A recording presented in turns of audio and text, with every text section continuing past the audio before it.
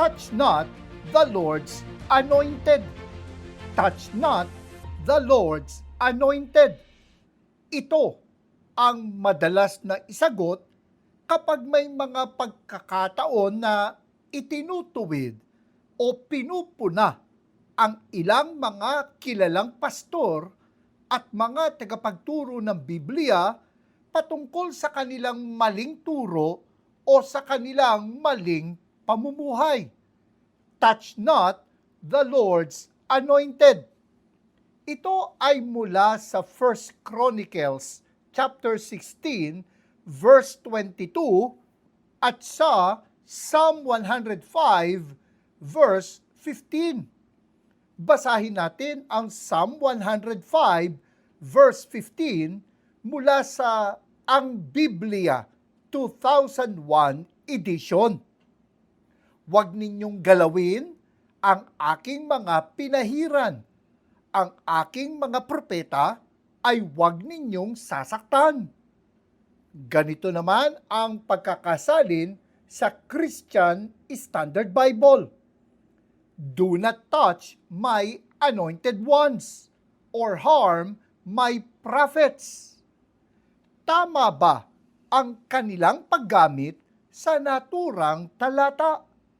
Exempted nga ba sa criticism ang mga pastor?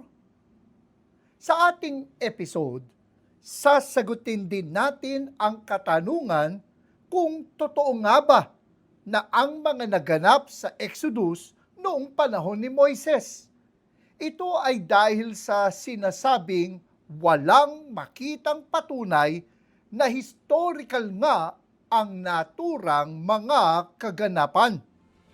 Ang mga ito ang ating tatalakayin dito sa Expositors Edition, where we preach the Word in all its simplicity, in all its practicality, in all its authority. Ako po si Pastor Eric Cortez.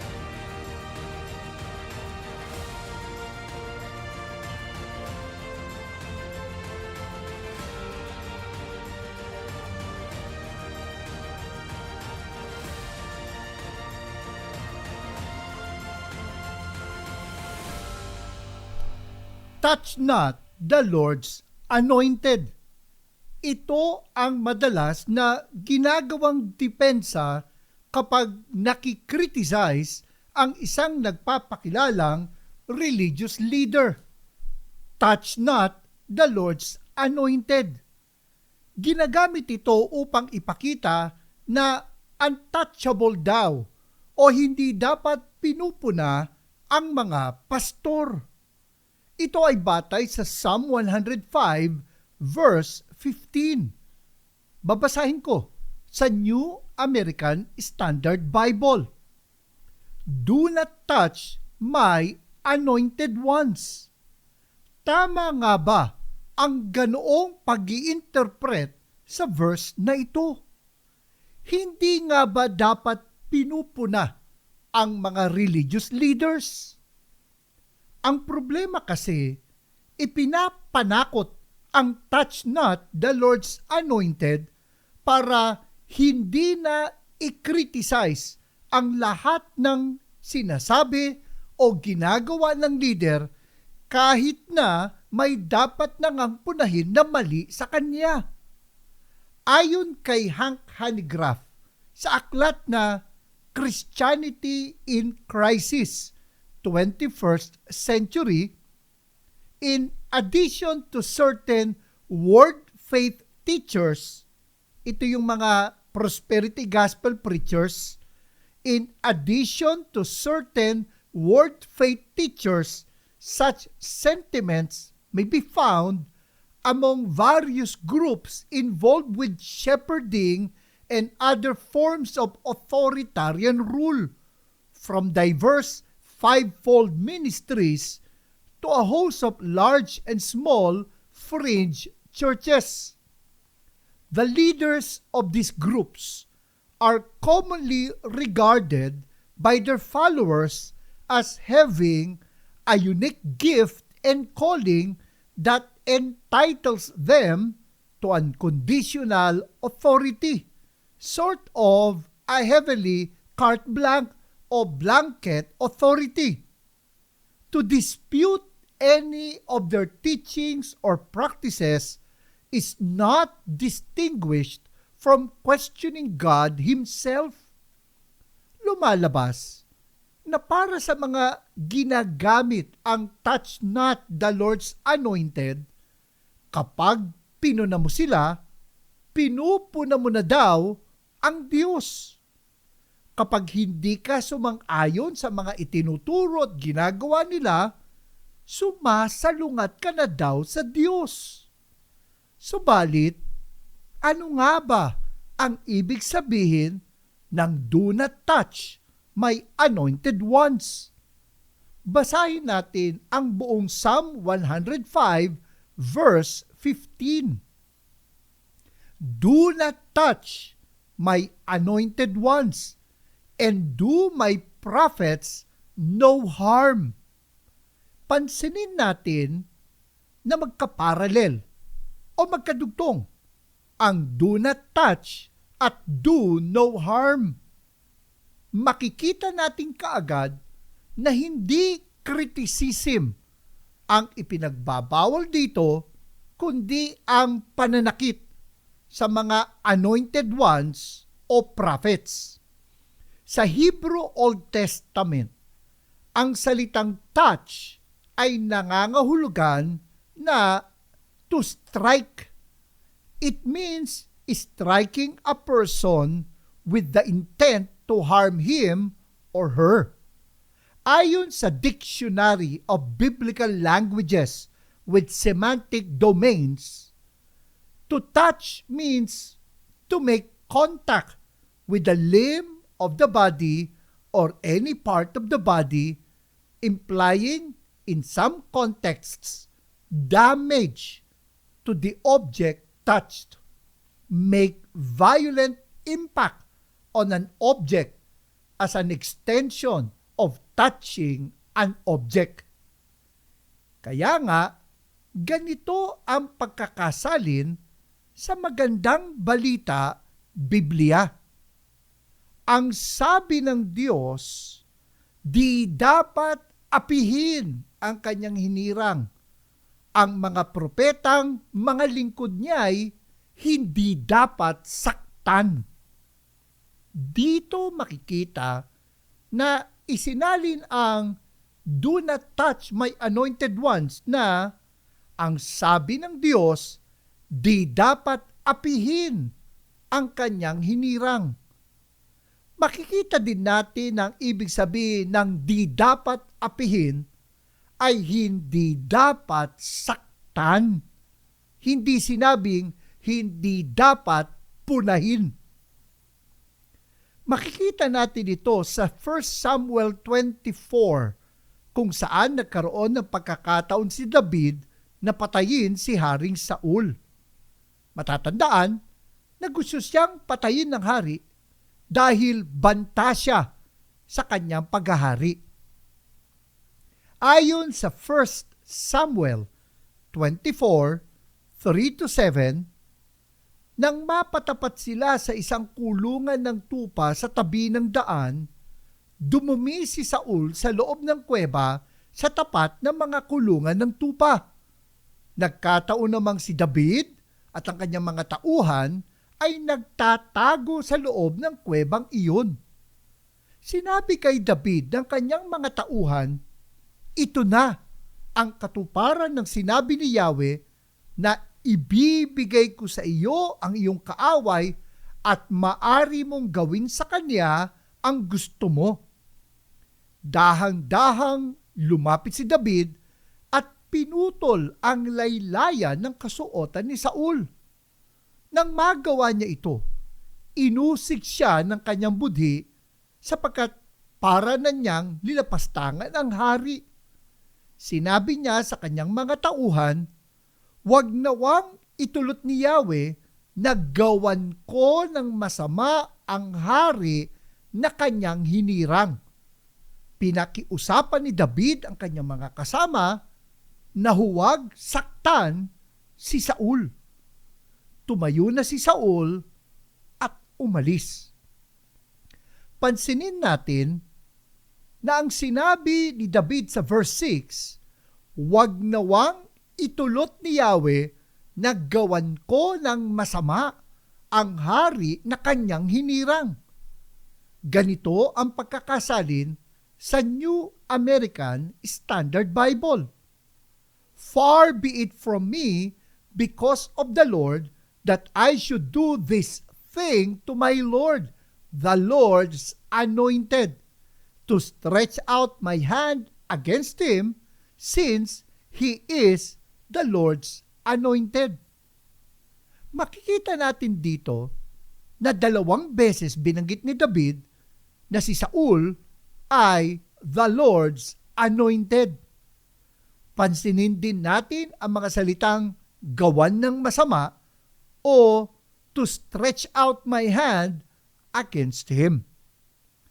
Dito natin makikita na maiko-connect ito talaga sa Psalm 105 verse 15 kung saan sinabi, "Ang sabi ng Diyos, di dapat apihin ang kanyang hinirang.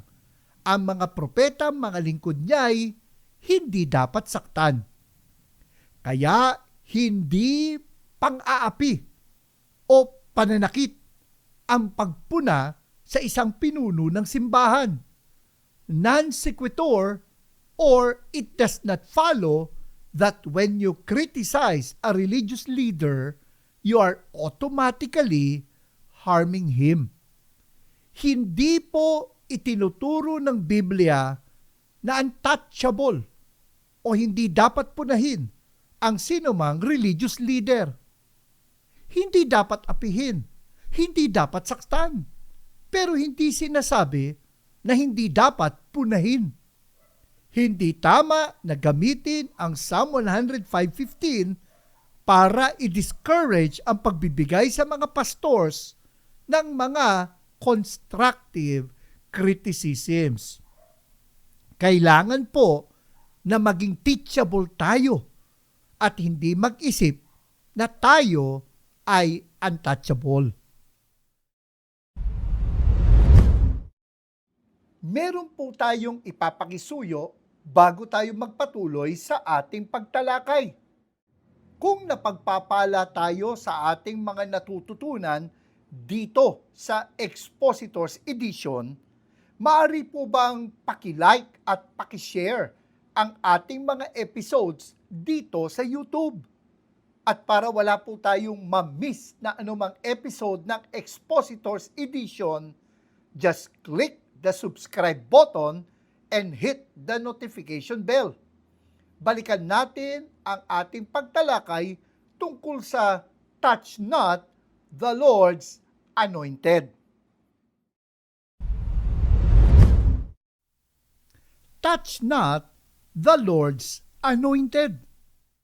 Nakita natin na ginagawa itong palusot ng mga prosperity gospel preachers upang ipakita na sila daw ay untouchable o hindi daw dapat makriticize ang kanilang mga itinuturo o mga ginagawa. Muli, tingnan natin ang Psalm 105 verse 15. Babasahin ko sa New American Standard Bible. "Do not touch my anointed ones, and do my prophets no harm." Ganito naman ang pagkakasalin sa magandang balita Biblia. Ang sabi ng Diyos, di dapat apihin ang kanyang hinirang, ang mga propetang mga lingkod niya'y hindi dapat saktan. Nakita natin na ang itinuturo ng verse na ito ay huwag sasaktan ang mga hinirang ng Diyos. Bagamat hindi naman talaga tama na saktan ang sinuman, hindi applicable ang touch not the Lord's anointed sa mga religious leaders. Kailangan muna natin na tingnan ang context ng Psalm 105. Makikita natin ang pagtiyak ng Panginoon dito na tutuparin niya ang kanyang mga pangako sa Israel. Kasama doon ang kanyang pag-iingat sa kanila. Basahin natin mula verse 9. Ang tipan ng Diyos ay unang ginawa niya kay Abraham at may pangako ring ginawa kay Isaac na lingkod na mahal. Sa harap ni Jacob, ang pangakong ito'y kanyang pinagtibay para sa Israel. Ang tipan na ito ay pangwalang hanggan. Sinabi ng Diyos, ang lupang Kanaay ikaw ang kukuha bilang bahagi mo sa aking pangako na ipapamana. Nang panahong iyon, sila ay iilan, hindi pa marami. Kaya sa lupaing tinirahan nila'y hindi nanatili. Tulad nila noon ay taong lagalag na palipat-lipat, kung saang lupalop, mga kaharian, sila napasadlak. Sino man ay hindi niya tinulutang sila'y alipinin. Ang haring magtangka na gumawa nito ay pananagutin. Ang sabi ng Diyos, di dapat apihin ang kanyang hinirang, ang mga propetang mga lingkod niya'y hindi dapat saktan. Dito makikita natin na ang tinutukoy dito ng mga hinirang ay ang bansang Israel. Kaya kung susundin natin ang context, ang verse na ito ay patungkol sa pagbibigay proteksyon ng Diyos sa Israel at hindi ito pagbabawal sa pag-criticize sa ating mga religious leaders. Pansinin din natin na binanggit si Abraham sa verse 9. Ang tipan ng Diyos ay unang ginawa niya kay Abraham. Sa Genesis chapter 20 verse 7, tinawag si Abraham na propeta. Tandaan natin na sinabi sa Psalm 105 verse 15 na ang mga propetang mga lingkod niya ay hindi dapat saktan. Muli, kung titingnan natin sa context ng Psalm 105, binanggit ang mga patriarka na sina Abraham, Isaac at Jacob. At kung i-connect natin ito sa Genesis chapter 20 verse 7, kung saan nga tinawag na propeta si Abraham, malinaw sa context na ang tinutukoy ng mga propetang mga lingkod ng Diyos ay ang mga ninuno ng Israel. Kaya nga, ang touch not the Lord's anointed ay tumutukoy sa bansang Israel. Kaya hindi tama na i-apply ito ng sinumang pastor sa ngayon sa kanyang sarili at gamitin pang panangga laban sa mga pagpuna sa kanya. Ayon pa kay Hank Hanegraaff sa kanyang Christianity in Crisis 21st Century, it needs to be noted that the Old Testament phrase, the Lord's anointed, is typically used to refer to the kings of Israel. At times, specifically, to the royal line descended from David, and not to especially mighty prophets and teachers. While the text does also mention prophets, in the context of Psalm 105, the reference is undoubtedly to the patriarchs in general and to Abraham, whom God called a prophet in particular in Genesis chapter 20 verse 7. It is therefore debatable whether this passage can be applied to select leaders within the body of Christ. Tama naman na huwag saktan ang mga lingkod ng Diyos. Actually, hindi naman talaga dapat saktan ang sino mang tao.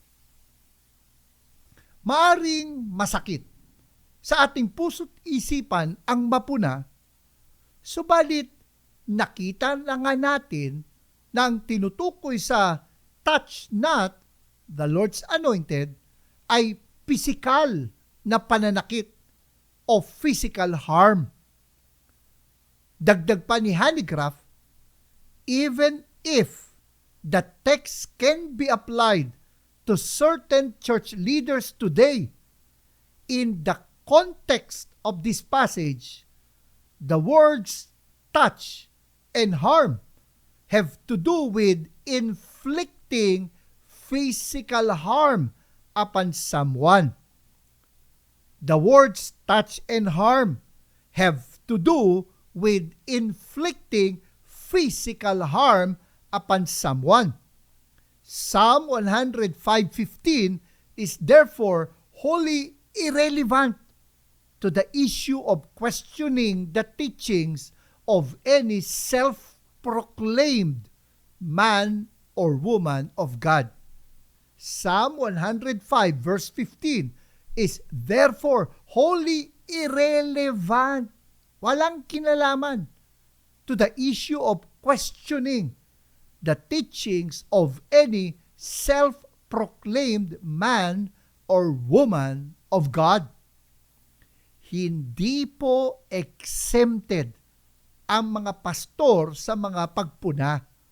Bahagi na ito ng ating paglilingkod. Ang pakiusap lang natin ay constructive criticism ang ibibigay sa halip na puna lang tayo ng puna.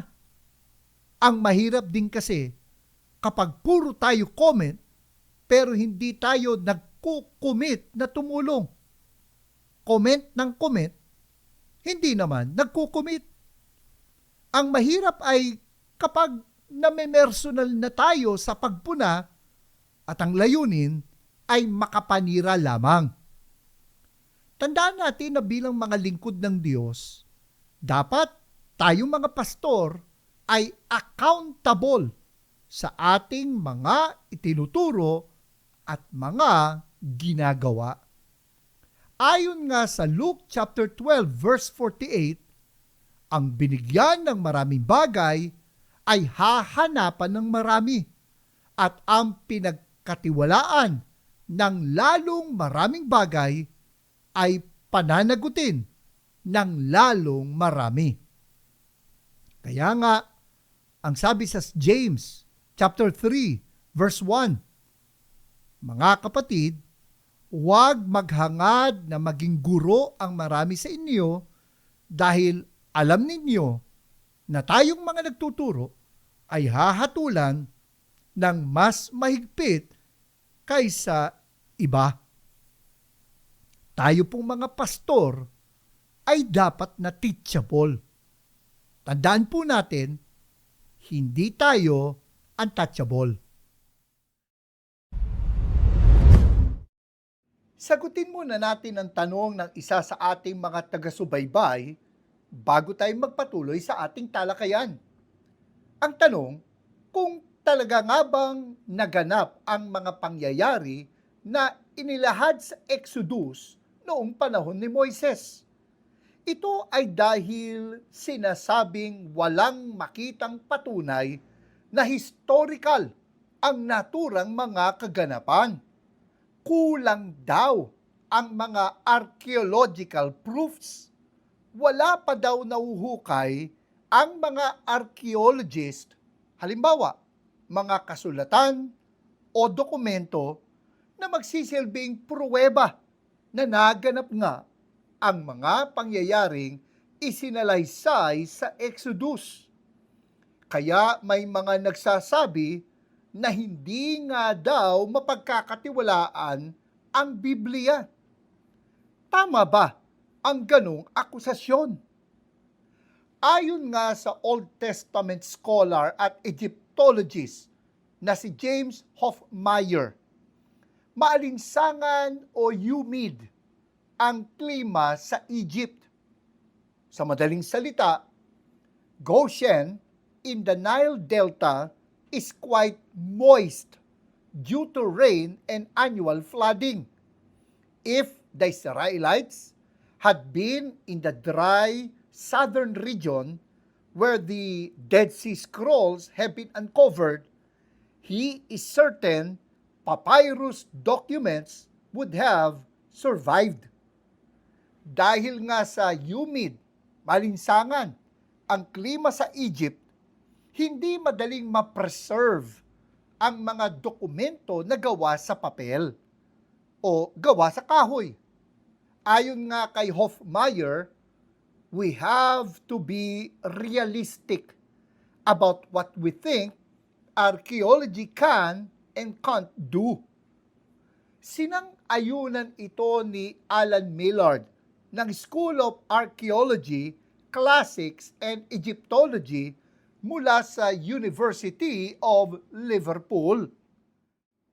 Malaking kahihiyan para sa mga taga-Egypt ang pagkatalo nila mula sa bansang Israel. Kaya malamang sinira pa nila ang mga record na maaaring magpatunay ng mga kaganapan sa Exodus o maaaring maging pruweba ng kanilang pagkatalo. Dagdag pa dito, pagala-gala ang mga Israelita sa disyerto at hindi basta-basta makakakita ng anumang palatandaan na nanirahan sila doon. Ayon kay Millard, lacking any trace of Moses or Israelites in Egypt, many have concluded they were never there. Yet no Pharaoh would boast of the loss of his labor force on a monument, and administrative records on papyrus, leather, or wooden tablets which might have registered such events would perish rapidly in the delta's damp soil. It is equally unlikely that a camping crowd would leave recognizable remains from a semi-nomadic life in the Sinai wilderness and in Transjordan. The absence of evidence is not therefore evidence of absence. Kaya kahit na wala pang nakikitang archaeological proof, hindi nakakahulugan na hindi nga nangyari ang mga kaganapang nakasaad sa Exodus. Sabi nga ni Millard, the absence of evidence is not evidence of absence. The absence of evidence is not evidence of absence. Kaya mapagkakatiwalaan pa din natin ang Biblia. Naway nakatulong po ang ating paliwanag. At kung may mga tanong pa po kayo, paki-post na lang po sa comment section ng ating YouTube channel. Balik na tayo sa ating pagtalakay kung mali nga ba na i-criticize ang mga pastor. Sa halip na makinig sa koreksyon o pagtutuwid, nakalulungkot na may mga tagapagturo na kapag itinutuwid sa kanilang mga katuruan ay nagiging defensive pa at kino-question ang authority o karapatan ng mga nagtutuwid sa kanila. Isa sa ginagamit ng mga talata sa Biblia para bigyang katwiran ang kanilang mga katuruan ay ang Galatians chapter 1 verses 11 to 12. Babasahin ko sa Filipino Standard Version. Nais kong malaman ninyo mga kapatid na ang ebanghelyong aking ipinangangaral ay hindi ayon sa tao. Hindi ko ito tinanggap mula sa tao at hindi rin itinuro sa akin ng tao. Ito ay ipinahayag sa akin mismo ni Hesukristo. Pinalalabas nila na katulad ni Apostle Paul, ang kanilang mga katuruan ay ipinahayag o itinuro raw mismo sa kanila ng Panginoong Hesus at hindi daw nila ito natutunan mula sa ibang mga tagapagturo. Tama po ba ang ganitong pangangatwiran? Hindi po. Ito ay bahagi ng tinatawag na revelatory authority ng mga talagang apostol ng Panginoon. Hindi mailalapat sa sino mang mga tagapagturo ng Biblia ang Galatians chapter 1 verses 11 to 12. Kapag ginamit nila ito patungkol sa kanilang sarili, lumalabas na nagpapakilala silang mga apostol sa ngayon. Unang-una, wala nang isinusugo na apostol ang Panginoon sa ngayon na kapantay ng mga apostol noon, na katulad ni Apostle Peter at ni Apostle Paul.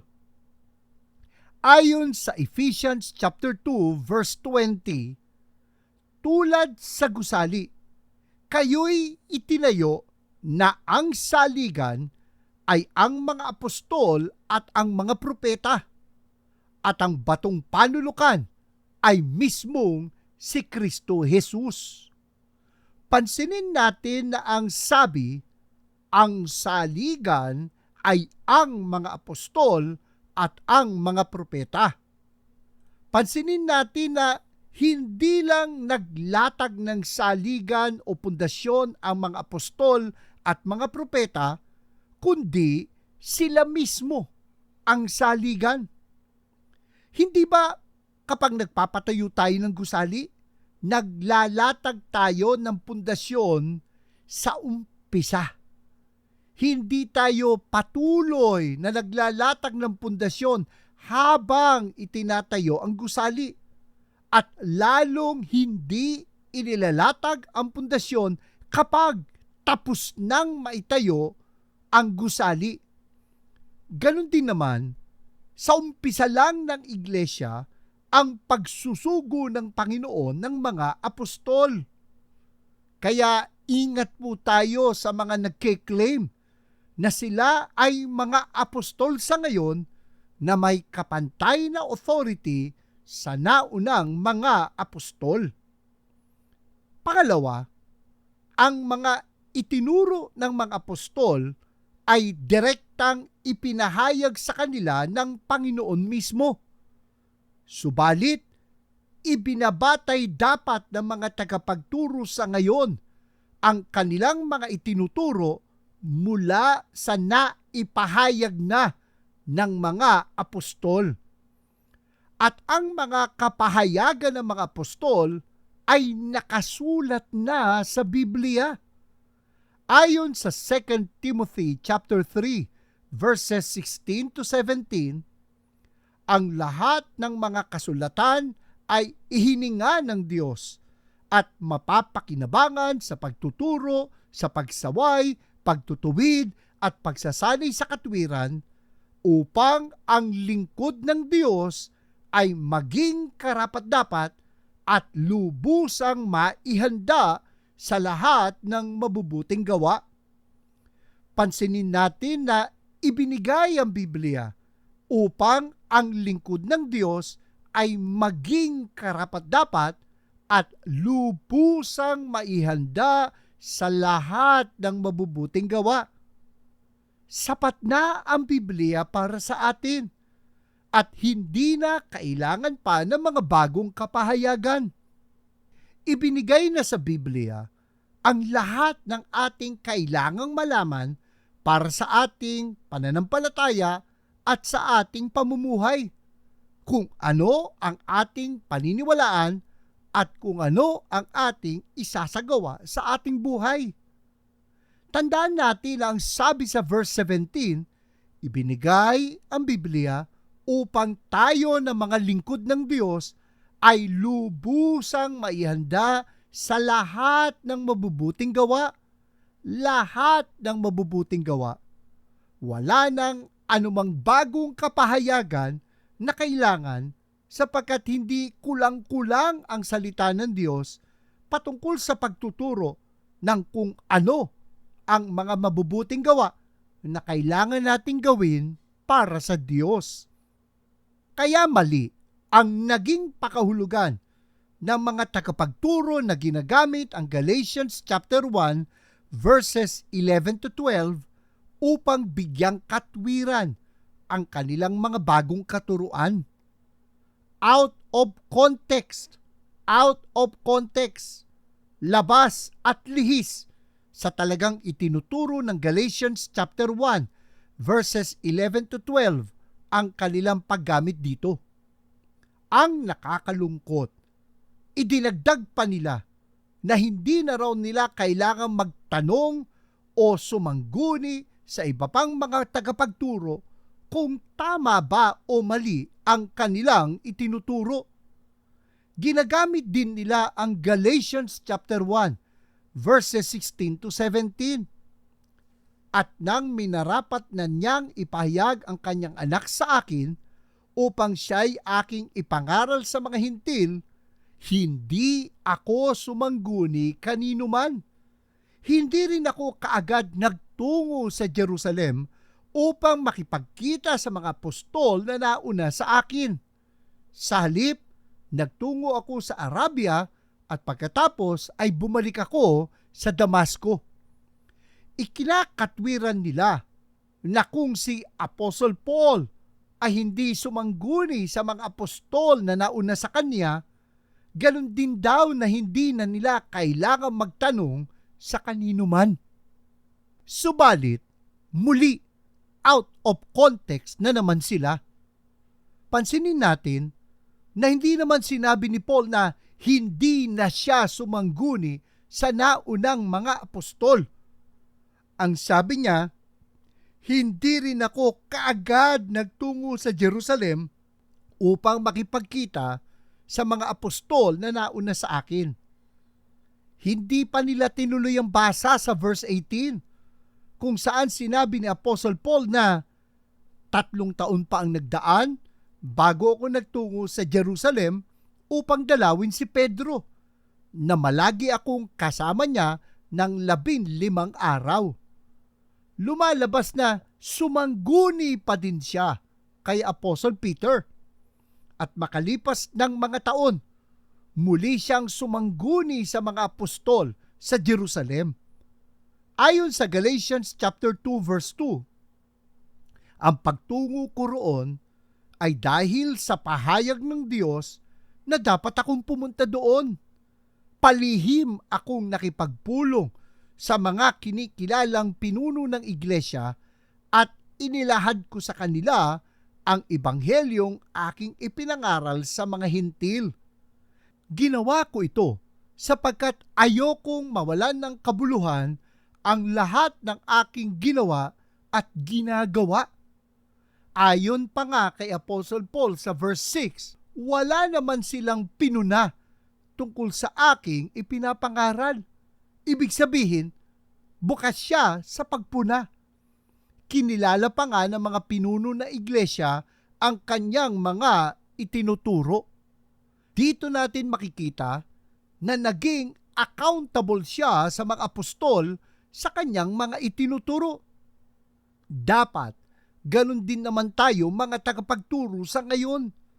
Dapat na maging handa tayo na masuri at mapanagot sa ating mga itinuturo. Bago po tayo magpatuloy sa ating pagtalakay, maliban pa sa aming YouTube channel, ang Expositors Edition ay napapakinggan din sa FEBC Bicol, sa CARE 104.3 D-Way FM sa Bicol, at sa FEBC Zamboanga sa 1116 DXAS, your community radio sa Zamboanga, Basilan, Sulu at Tawi-Tawi. Balikan na natin ang ating talakayan kung tama ba na ikatwiran na above criticism ang mga pastor. May mga tagapagturo na sa halip na makinig sa koreksyon ay tinitira pa o sinasalungat ang mga nagtutuwid sa kanila. Isa sa mga talata ng Biblia na ginagamit nila ay ang Romans chapter 14 verse 1. Babasahin ko sa Filipino Standard Version. Tanggapin ninyo ang mahina sa paniniwala, ngunit hindi upang magtalo sa mga bagay na tungkol sa kuro-kuro lamang. Lumalabas na para sa kanila, ang pagtutuwid sa kanilang mga itinuturo ay pakikipagtalo lang patungkol sa mga paniniwala, kuro-kuro o personal opinion. Kaya lumalabas pa na ang mga nagtutuwid sa kanila ang talagang nagkakamali at hindi sila sa kanilang naging mga katuruan. Ngunit ayon sa 2 Timothy chapter 3 verse 16, babasahin ko sa Filipino Standard Version, ang Biblia ay mapapakinabangan sa pagtuturo, sa pagsaway, pagtutuwid, at pagsasanay sa katwiran. Pansinin natin na hindi naman ipinagbabawal ng Biblia per se ang pagsaway at pagtutuwid. Ganito naman ang pagkakasalin sa magandang balita Biblia. Kapaki-pakinabang ang kasulatan sa pagtuturo ng katotohanan, sa pagsaway sa kamalian, sa pagtutuwid sa likong gawain, at sa pagsasanay para sa matuwid na pamumuhay. Makikita natin dito na mapapakinabangan ang Biblia sa pagsaway sa kamalian at sa pagtutuwid sa likong gawain. Totoo na sinabi sa 2 Timothy chapter 2 verse 23. Muli, babasahin ko sa Filipino Standard Version. Iwasan mo ang mga hangal at walang kabuluhang pakikipagtalo. Alam mo namang nagbubunga lang ang mga iyan ng pag-aaway. Pansinin natin na ang ipinagbabawal ay pag-aaway o ang mga hangal at walang kabuluhang pakikipagtalo. Hindi talaga ipinagbabawal ang pagtatalo. Basta ang layon ay pagkaunawa at hindi pakikipag-away. Basta hindi hangal at walang kabuluhan ang nagiging pagtatalo. Ayon nga sa verse 24, ang lingkod ng Panginoon ay hindi dapat makipag-away. Sa halip, dapat siyang mabait sa lahat, mahusay magturo at matyaga. Subalit sa kabila nito, kailangan pa din ang pagsaway at pagtutuwid sa mga mali ang katuruan. Ayon sa verse 25, mahinahon niyang pinapangaralan ang mga sumasalungat sa kanya sa pag-asang pagkakalooban sila ng Diyos ng pagkakataong magsisi tungo sa pagkakilala sa katotohanan. Kailangan lang ay mabait at mahinahon ang pangangaral o pagtutuwid, pagsasaway sa mga nagtuturo ng salungat sa mga katuruan ng Biblia. Muli, basahin natin ang Romans chapter 14 verse 1. Tanggapin ninyo ang mahina sa paniniwala, ngunit hindi upang magtalo sa mga bagay na tungkol sa kuro-kuro lamang. Dito natin makikita ang katotohanan ng kasabihan na choose your battles. Choose your battles. Hindi naman talaga lahat na lang ng mga issue ay papatulan natin. Huwag tayong maging mapagpatol. Ngunit tingnan natin ang Titus chapter 1 verse 9. Dapat na matibay ang kanyang paninindigan sa mga pagkakatiwalaang aral na natutunan niya upang maipangaral niya ang wastong aral sa iba at masaway ang mga sumasalungat dito.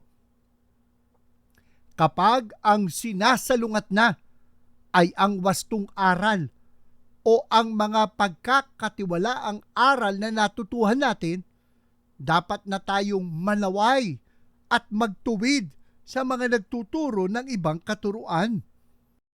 Ano ang wastong aral na tinutukoy dito? Ayon sa Jude chapter 1 verse 3, kailangan nating ipaglaban ang pananampalatayang minsanan at magpakailanman na ipinagkatiwala sa mga banal. Ano ang pananampalatayang minsanan at magpakailanman na ipinagkatiwala? Ito ang tinatawag na mga essentials of the faith o mga doctrines. Subalit, pagdating dito sa Romans chapter 14 verse 1, hindi patungkol sa doctrines ang tinutukoy na paniniwala o kuro-kuro. Kaya hindi ito pwedeng gamitin laban sa pagtutuwid ng kanilang mga katuruan. Ano ang tinutukoy na paniniwala o kuro-kuro dito? Ayon sa verse 2, may naniniwalang maari siyang kumain ng anuman. Ngunit ang isa namang mahina sa paniniwala ay gulay lamang ang kinakain. Ito pa ang sabi sa verse 5. May taong nagpapahalaga sa isang araw ng higit kaysa sa ibang araw.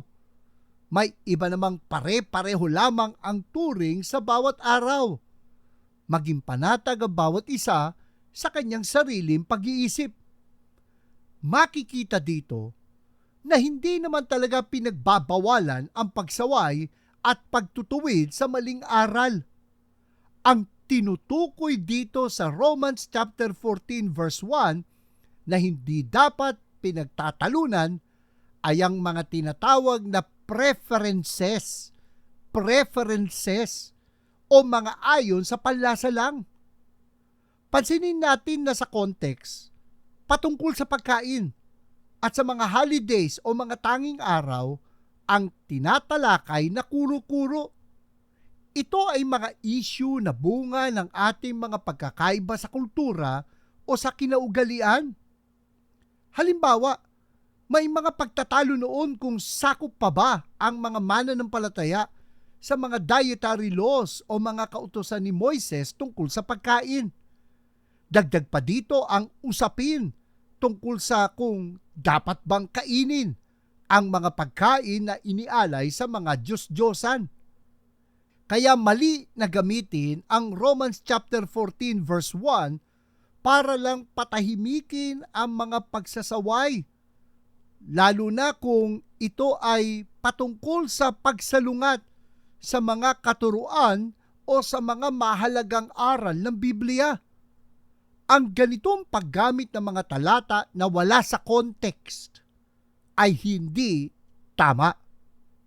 Ang tawag dito ay gaslighting. Gaslighting. Ayon sa isang online article, gaslighting is a type of psychological manipulation where someone tries to make a victim question their own reality, memory, or judgment. The abuser often uses tactics like denial, misrepresentation, and contradictory information to make the victim doubt themselves and their beliefs. Isa sa mga pamamaraan ng gaslighting ay kapag may itinuwid, ang palalabasin pa, mali ang mga nagtutuwid sa kanya. Ang malungkot, binabaluktot pa nila ang mga talata ng Biblia para lang palusutin ang kanilang mga maling katuruan sa halip na makinig at matuto mula sa mga nagtutuwid at sumasaway sa kanilang mga maling katuruan. Hindi natin dapat gayahin ang ganitong maling pag-uugali. Matuto tayo na maging teachable, maging bukas sa pagtutuwid upang patuloy tayong lumago sa kaalaman ng ating Panginoon. Marami pong salamat sa inyong pagsubaybay sa isa na namang mayamang pag-aaral dito sa Expositors Edition, where we preach the Word in all its simplicity, in all its practicality, in all its authority. Ako po si Pastor Eric Cortez na nagpapaalala, ang katotohanang nagpapalaya, katotohanang isinasagawa.